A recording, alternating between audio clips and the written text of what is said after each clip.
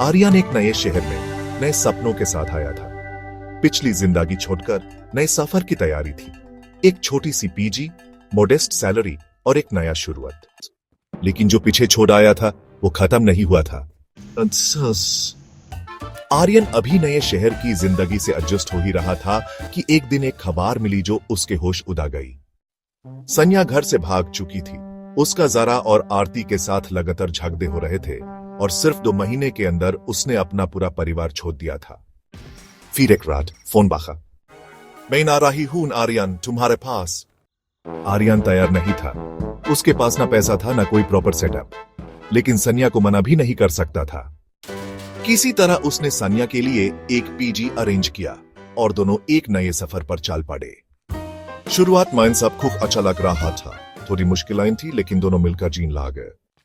आर्यन ने घर बनाने का सपना देखना शुरू किया। धीरे धीरे वो नए फर्नीचर, अप्लायंसेस और जरूरी चीजें लाता रहा। सन्या भी काम पे जा रही थी, लेकिन एक अजीब बात थी। वो हमेशा कहती थी, अभी नहीं, अगले बार। ये अगले बार कब आएगा?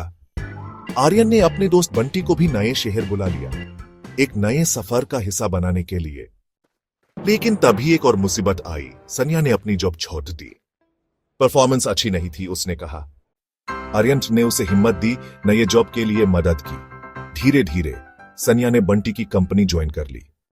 लेकिन आर्यन को कुछ अजीब लगने लगा।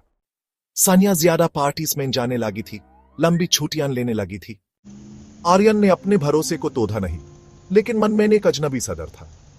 एक दिन आरती वापस आई और सन्या फिर से घर छोड़कर चली गई।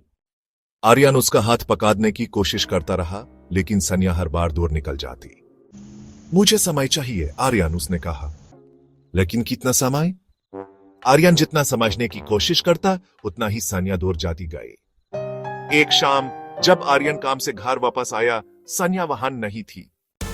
पहले तो उसने सोचा कि वो किसी दोस्त के यहां रुकी होगी, लेकिन 2 दिन बीत गए, कोई कॉल कोई मैसेज नहीं। फिर एक दिन आर्यन ने सन्या का लैपटॉप खोला और जो देखा उसका दिल एकदम से नीचे गिर गया। एक बस टिकट, एक होटल बुकिंग, एक हिल स्टेशन और एक नाम राघव, वही राघव जो उसके ऑफिस में काम करता था। आर्यन के हाथ कांप गए, दिल एक अजीब से गुस्से और दुख में डूब गया। उसने बिना सोचे उस हिल स्टेशन के लिए टिकट ले ली। रात का वक्त था। आर्यन होटल पहुंच गया। उसने रिसेप्शन पे जाकर पूछा, रूम नंबर 306। वो दरवाजे के सामने खड़ा था। हाथ एकदम ठंडे पड़ गए थे। एक गहरी सांस लेकर दरवाजा खटखटाया। अंदर से कोई आवाज नहीं आई। फिर लॉक खुला और जो देखा उसने आर्यन की दुनिया हिला दी। सन्या बेड पर थी, नंगी, उसके चेहरे पर अनसून थे और राघव वहां था। एक पल के लिए आर्यन का दिमाग सुन हो गया। प्यार, विश्वास, मेहनत, एक साथ गुजारे पल, सब कुछ बिखर गया।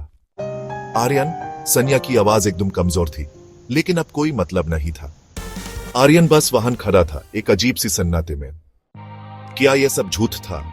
क्या सन्या सिर्फ एक बेवकूफी थी, या प्यार सिर्फ एक कहानी थी जो सिर्फ उसके लिए सच थी?